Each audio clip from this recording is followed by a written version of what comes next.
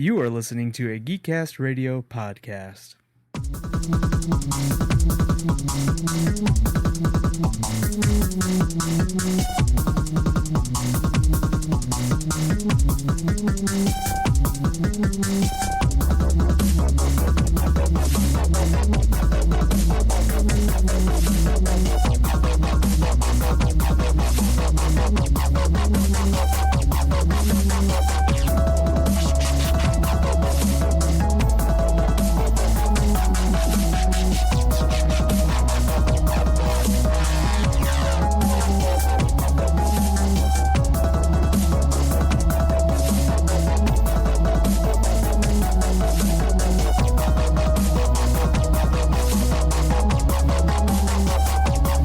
Hello and welcome to Off the Cuff. I am your host as usual. Again, I am joined by a returning favorite, Joe Reed. I like that I'm called a returning favorite. Well, I don't know when these episodes are going to air. People. Did people have favorites? If I'm a favorite, that's great. I know from the big get-togethers we do. I know people are a fan of Shanzi and Art. And their antics. Love bickering. Yes. Which we will have more of those because I do plan on getting the four of us together to do E3 shows. Oh my. This is going to be the E3 that I'm most excited for in a long time. I think there's some good things going to happen finally. I'm hoping to do 2 shows for E3. I'm hoping to do a prediction episode because I always like predicting things. And then a what happened episode. Our predictions and what did we get. So this week I thought by the time this airs it'll probably be like 3 or 4 weeks since we've actually gotten these things, but we're going to talk about them like they're brand new. With Joe's reminder, I just received was the Figma Samus? Figma Samus, made by the Figma people. It's based on the Metroid Other M version, but I can't tell because, it's Samus. Metroid looks like Metroid, yeah. So I really like it, and I was just wondering, I thought we could talk about collectibles. Mainly, I like to collect things. You like to collect things. All geeks like to collect things, but I think geeks in general can be kind of peculiar with the things that they like to collect. Like for instance, this figure of Samus. Like I love the character Samus just like you do. We've talked about this. I have the amiibo for Samus. I would buy that if I could find it for less than $7. Well, see that. I guess that's the difference. I wanted it, so I bought it. I actually pre-ordered it, so I can make sure that I got it. In my mind, I thought Metroid would be one of the rarer ones, but that wasn't the case. I don't think. Yeah, the only ones that are rare are the ones that I think people. I don't know. The games aren't as popular. Well, Marth was the rarest one, and now Nintendo is reissuing those characters, but with subtle little tweaks done to them. So they're now variants of the same characters. Yeah. This is so stupid. Anyways,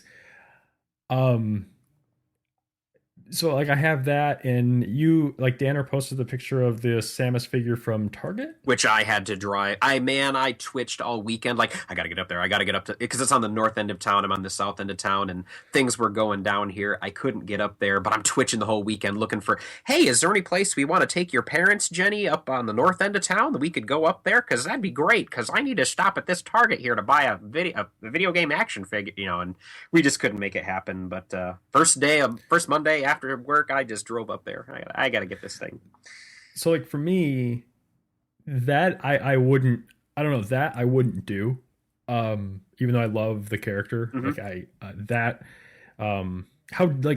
Now I only saw the picture that Danner posted. How does it compare? This is kind of going more in depth into what I'm talking about, but how does it compare to like the Figma one? The little like $3 one versus the $50 one. Well, there are 3 Samus action figures that I'm aware of, and there's one that came out almost maybe 10 years ago now.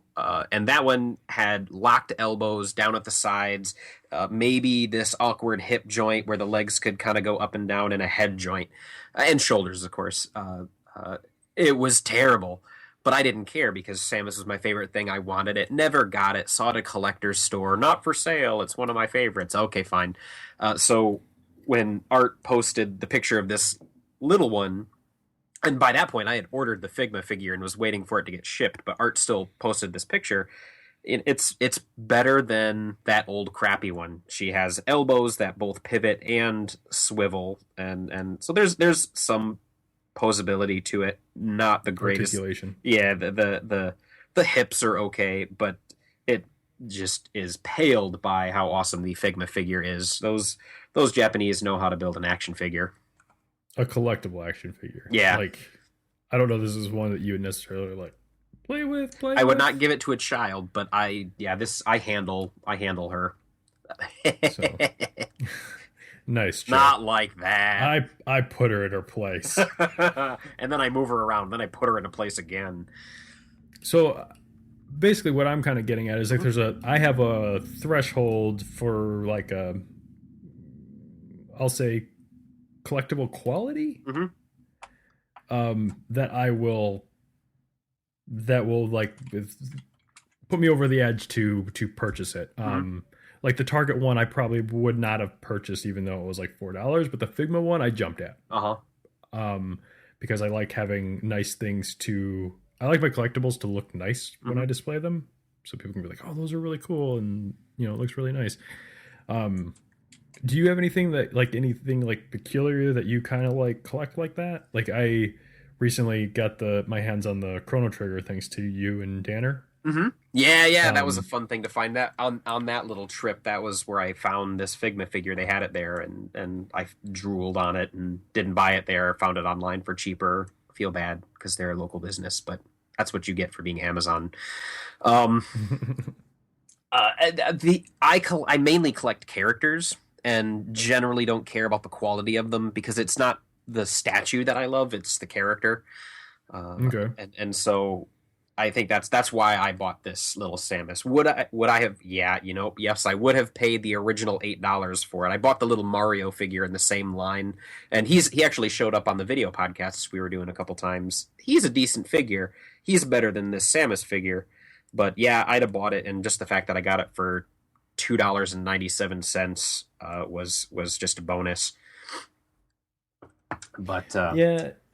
So is there, besides figures, is there like anything else like really crazy that you collect? Like when I was younger, for whatever reason, not like super young, when I was in between probably like 18 and now I'll say 16 and 20, I would buy like Hot Wheels and Matchbox cars. But I wouldn't get just like any Hot Wheels or Matchbox cars. Like I would get the ones that were the actual, just the car, like none of the fancy flames or skulls or anything like that. But the like, dragon-shaped car.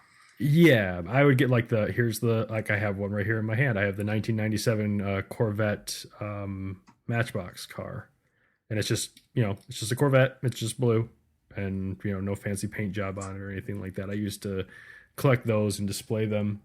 Now they're just in a little box here sitting on my desk.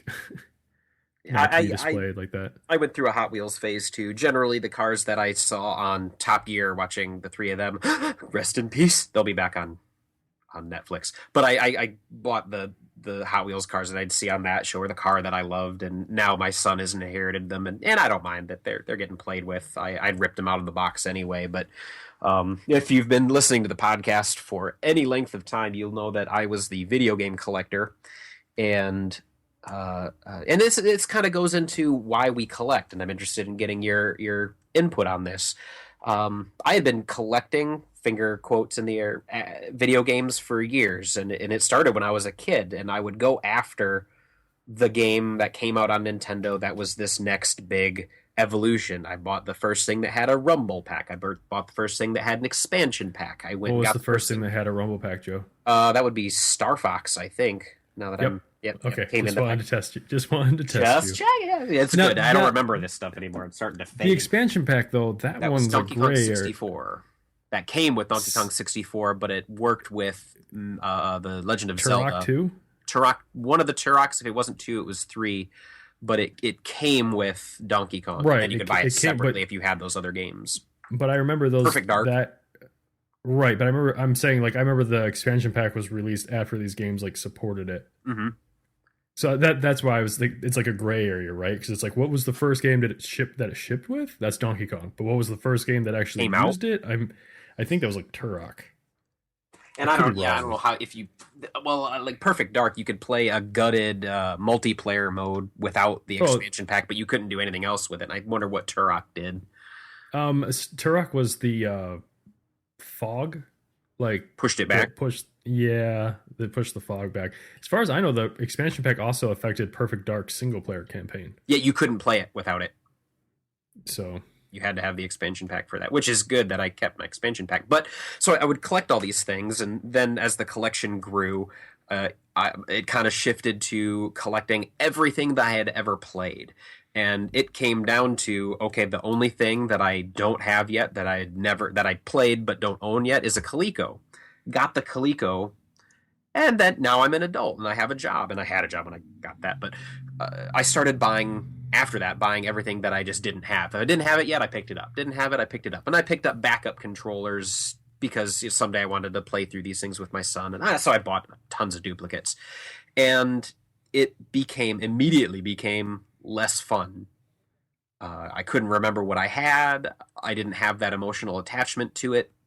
And so I think last summer I went to Florida, had like this weird awakening moment, and said, you know what? I can't take any of this with me. I'm not taking care of it. It's rotted, not literally rotting, but it's falling apart in this damp basement. I need to get it to somebody. I think you're one of the few people that goes to Florida and comes back older than when they went. Or didn't die down there, one of the two. But yeah, I came back and it was just about 3 or 4 weeks ago. I met a guy online friend of a friend through the Geek sale, and he came over, poked through everything, and just said, what do you take for everything? Like, well, this much. And man, I helped him load it into the car, and I came in and kind of like got weepy for like 30 seconds, but then I looked at the pile of money and looked at all that stuff that I didn't have to pack.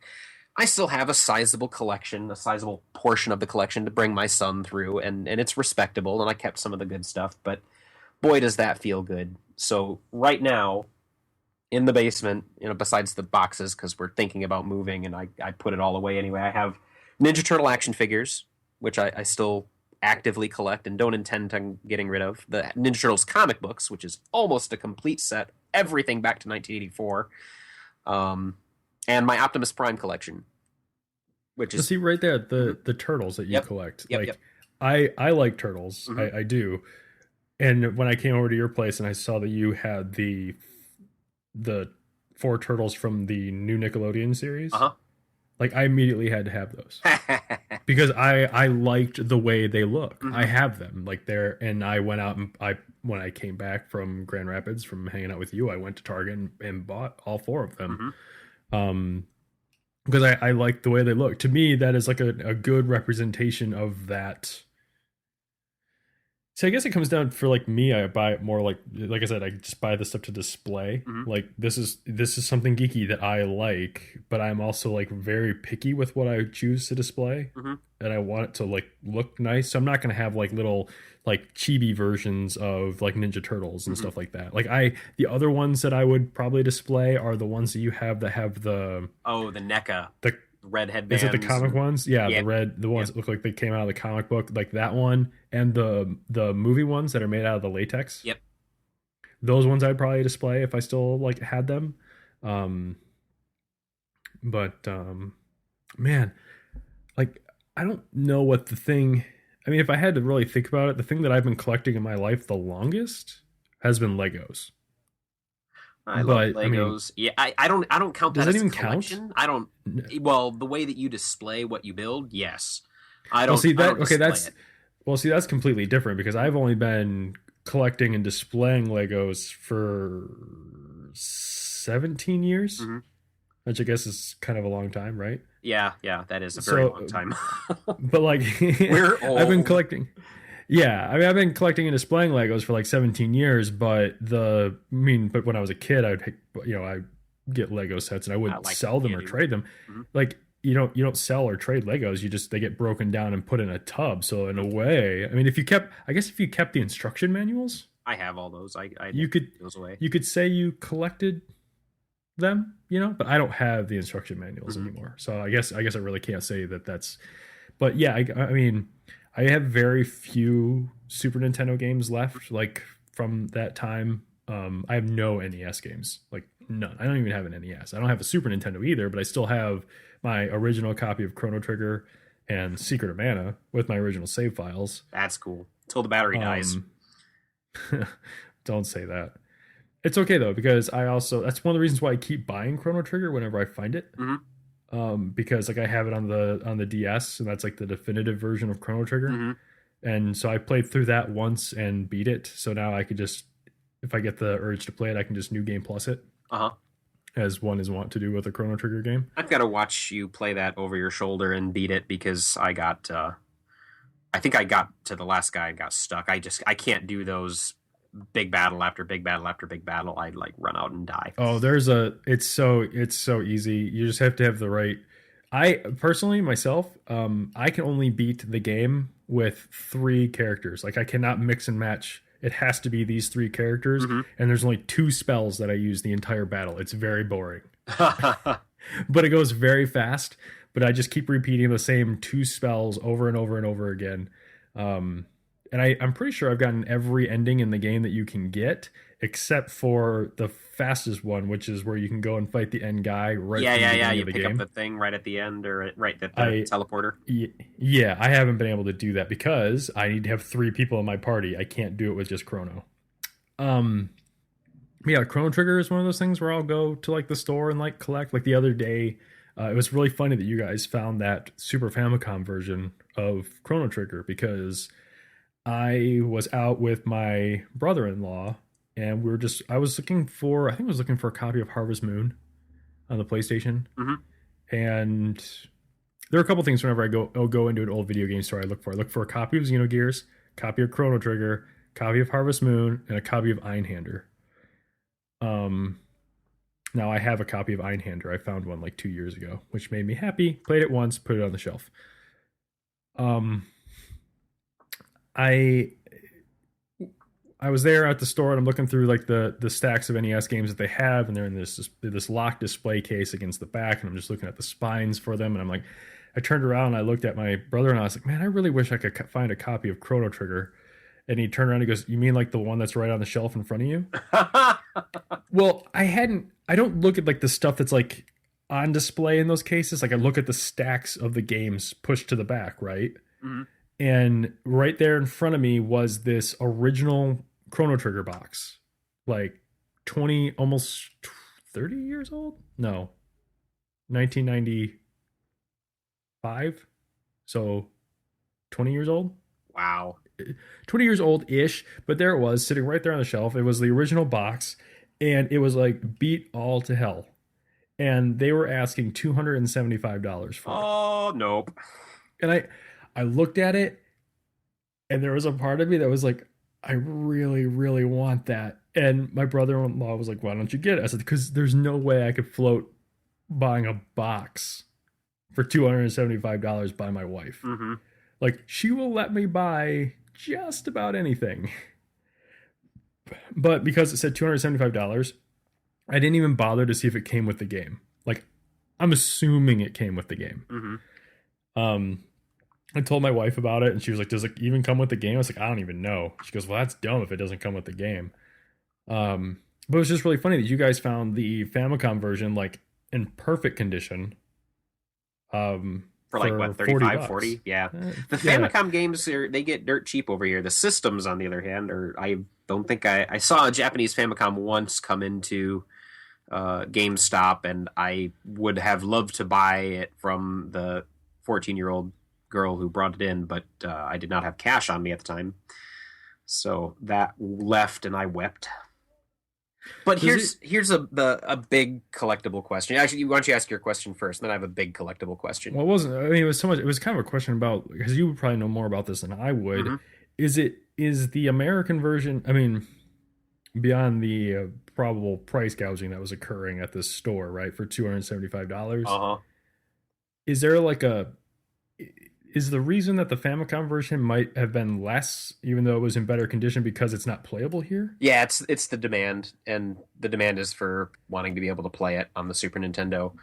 And the somebody needs to get over to Japan and figure out a way to get the things that they have over there over here for a reasonable price. I had an across the street neighbor who bought a Famicom. He went over there to visit family, and he came back with a Famicom, and he says the Famicom is free. You can walk out the store with those, but the AC adapter is $10. And so you buy that, you get this Famicom with it, and so for $10, he got something that over here on eBay is 250. And Yeah, yeah, I've heard about that stuff. he had to fly on a plane, which probably cost more than $1,000 to fly there and back. But it just seems like, man, there'd be a way to get that over here and to sell those things for $40. But the games they come over here. I mean, I have tons of Famicom games and Super Famicom games that I didn't pay more than $5 for, and who knows? I don't know. But One of my personal favorite things that I have as a collectible, and I've probably mentioned this before on the show, but since this is a newer take, I'll mention it again. I still have see, my two favorite games are Chrono Trigger and Xenogears are at the top of my favorite games list, and I have a sealed in the box copy of Xenogears, shrink wrap, and it's yep, cool. and it's not the greatest hits edition. It's an actual, an original pressing of the game. Hmm. And at one point, it was going for like $300-400 on eBay. And I mean, I would never sell it. I don't do that. I don't buy stuff to flip it. But I always kind of took it as a pride that I had this. And then of course along comes Virtual Console and the ability for the PlayStations to play PlayStation 1 classics and stuff like that, and they released it on there for $10, which immediately the market for it just fell right through the floor. Yep. So I mean it doesn't really bother me. What it that's because I don't buy the stuff to flip it. I still have it, and it still means something to me that it's still in the box. But at the same time, it now means that I can get a digital copy of it for $8 and still be able to play it And not have to open it. Exactly. So it's a win-win kind of thing. I lost something that was at one point valuable, but now it's just valuable to me, which is the way it's always been. Mm-hmm. So, anyways, what was your question? Big collectible question that I've often wondered, and I'd like to hear. I'm going to open this up to our listeners as well, and to you here live. But why does collecting seem to be so important to this geek generation? My dad, and I don't know, maybe your dad's the same, doesn't collect anything. My mom doesn't collect anything. And I kind of look at that and go, man, that must be boring. So much of who I am is that guy who goes out and hunts for things. And, even getting rid of the video game collection, there's plenty of things that I'm still hunting for and really, really want to collect and then to display it. There was something special and unique about our childhood that made so many of us go back and buy the little plastic figurines from our childhood. And not only that, but to grow up, get degrees in film directing and screenwriting, and then make movies about the things that we love and comic books about the things that we love. There's so much nostalgia going on with our generation, but that happened before podcasts. No. I'm not saying that's what caused it. I'm saying podcasts about that stuff. Oh, I see. Thank you. Yes. Yeah. So what is unique about our generation that made that happen? First of all, I think you need to look at I think we need to look at there was a weird thing that happened with our generation is in terms of marketing barriers came down. Mm-hmm. And I feel like toys came a long way in the 80s. Mm-hmm. Versus other generations. And that might be part of it. Also, I think marketing for certain things got stickier. So the drive to collect was there kind of Gotta catch 'em Oh, all, well, Pokemon. that came like later, but yeah, Yeah, that's yeah, like the ultimate. that That's was the the big ultimate one. personification of that, Hmm. right? Like, but like muscle men, you Yeah, want to get all those little plastic guys or garbage pail kids. gosh, Like, you gotta get even Voltron, you needed to buy all five of those robots to make the character you wanted. exactly. So like, I just feel like that the toys when we were growing up were marketed towards getting you to buy like Hmm. all of them. Like, it was never really. I mean, you could buy like sometimes you could get like a complete set like in a package, Yeah, but it more often than not it was like $5. I'm making numbers up here, right? But like $5 for a figure, but you had to buy like five of them. And Micro Machines was like that. Got to collect them all. hmm Um, I just think toys in our generation were designed to be stickier, more collectible, more like take me to the store. I want to buy this right now. which kind of breaks my heart a little bit as a collector of somebody who collects things because of the characters. It makes me feel like I got duped by clever marketing to make me fall in love with the characters that then makes me go out and buy these $15-$20 pieces of plastic.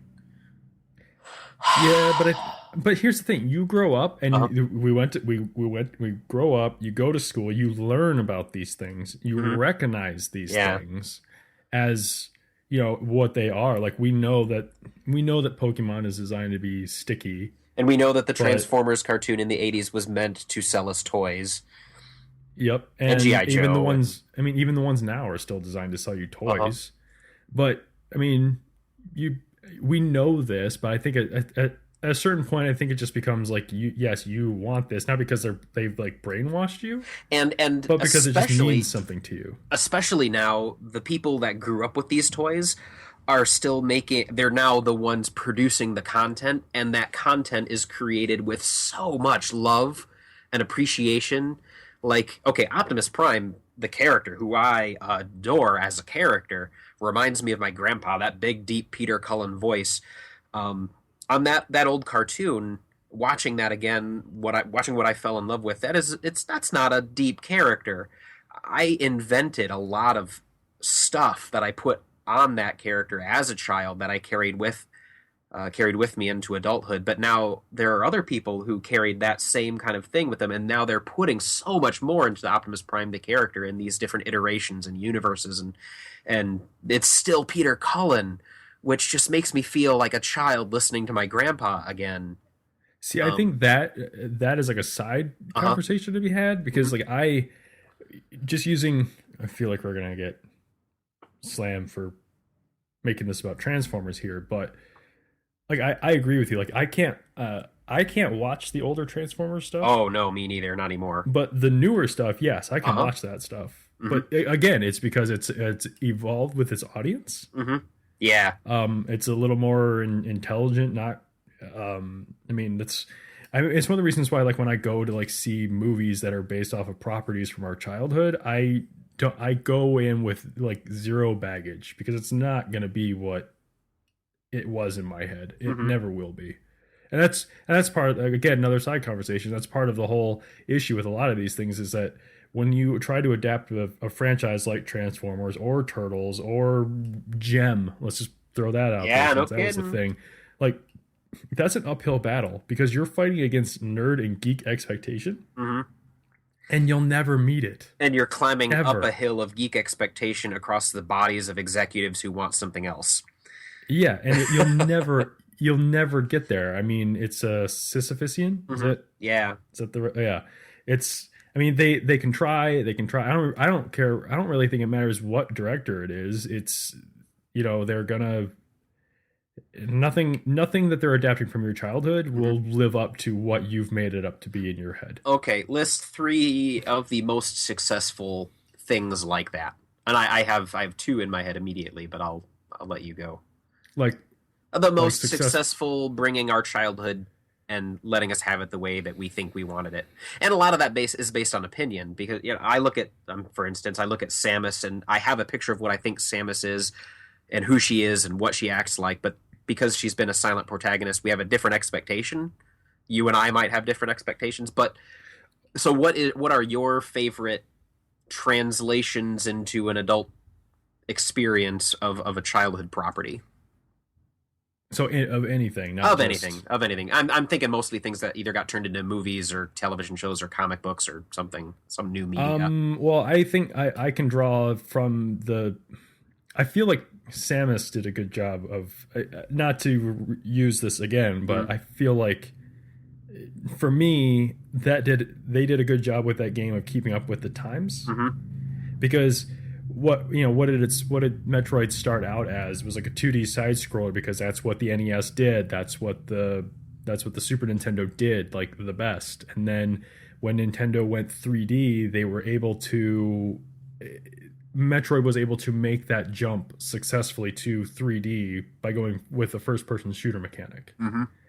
And even then, it still preserved the spirit of a Metroid game because it was still like 50-50 exploration shooting. And that music. Yeah, I don't call it a first-person shooter. That was a first-person adventure. Well, I didn't want to... I said shooter. I agree with you, though. It's a action. It's more of an... It's Metroid in first person. Yep. I feel like that one does move with you. Now, I have not played Other M. I've heard things about it. I have not personally played it. It's mostly disappointing. Okay, see, everything I've heard about it keeps me from wanting to play it. You can spend 15 minutes with me on that and realize you don't want to play it if you want to someday. Maybe. That's not my Samus Aran.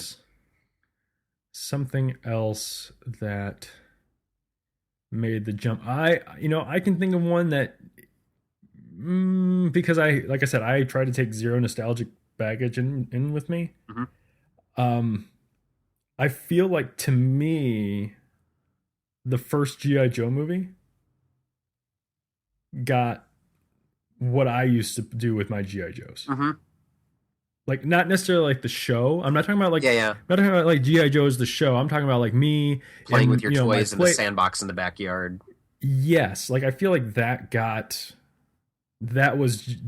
what I remember G.I. Joe being. And the scene that most like exemplifies that is the elevator scene towards the beginning when they're in the base and they're going down, or like going through, like, it's the glass elevator and there's like the training thing, and they show like the jets flying, and then it goes down, like, now there's like surface level water warfare simulations, and then it goes down underwater and you see like the underwater vehicles and stuff like that. Like that to me brought back like me like playing in my family room, and I used to take my parents' coasters and stick them under the couch cushions to prop them up a little bit, so it'd be like a cave in the couch. Oh yeah.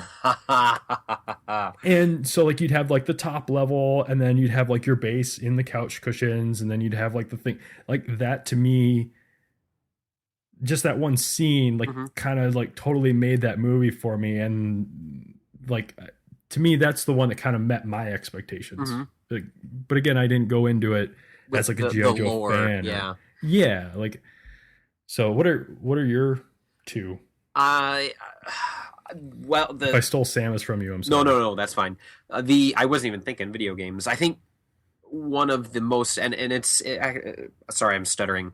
The new Ninja Turtles comic by IDW, written by a bunch of fans who are my age, who grew up with the original comics, mostly the cartoon and the things that came after that, made with such love, and it's totally new. They're tying all these different properties together, all these different versions of the Turtles together into this beautiful package where everything works, everything is adult, not to say mature and bloody and gory, but it's written for people who are my age. It doesn't treat you like you're dumb. Indeed.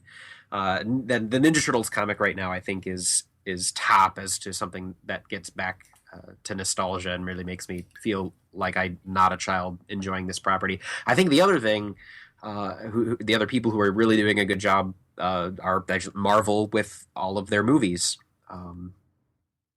That's, I don't know. Even when they change something like Vision's origin in Age of Ultron, I don't hear the geeks griping like he's not the body of the Human Torch. He's not the original Human Torch remade. No, nobody complains like that because they're doing it with such love for. Oh no, they complain. You're just not looking at the right spots.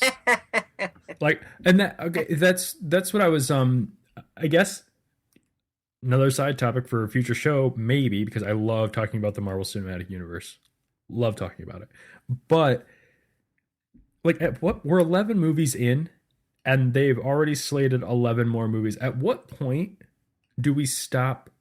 Or I've already done it. I gave up a long time ago. Mm-hmm. But at what point should geeks give up comparing this stuff to the comics? Like, at what point does do the Avengers movies or the Marvel movies become their own universe, like the Ultimates? Yeah, Like, and when because you've got- do we read the comic and say that didn't happen in the Avengers movie?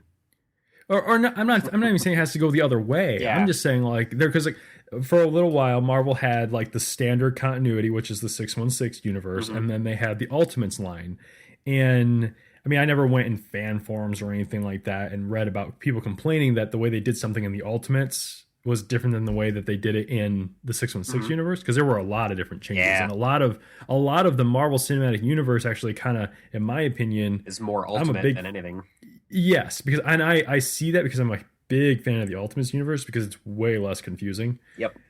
But for me, like at what point do the Marvel movies just become their own thing? At what point do you just go, that's not the way they did it in the comics. That's dumb. At what point does it just like become its own thing? Like, that's cool. Like, Gosh, I didn't go- hope it's now, because my circle of geeks, going to the comic stores and talking to the owners or the other people browsing the bins, I don't hear anybody complaining about the Marvel movies. And I know that if you go into an internet forum, you're going to find some dirtbag troll who wants to start an argument because he loves that one issue of some Avengers out of the 1980s. But on the general, I don't think anybody hates those movies. Oh, I know, and I know the internet is like vocal. I mean, I'm just saying, I don't think people hate them. I'm just saying, like, at what point do people just be like, that's not the way they did it in the comic? I mean, even when my wife and I were watching Age of Ultron, she would lean over and she's like, is that how it happens in the comics? I'm like, it's not the comics. Uh-huh.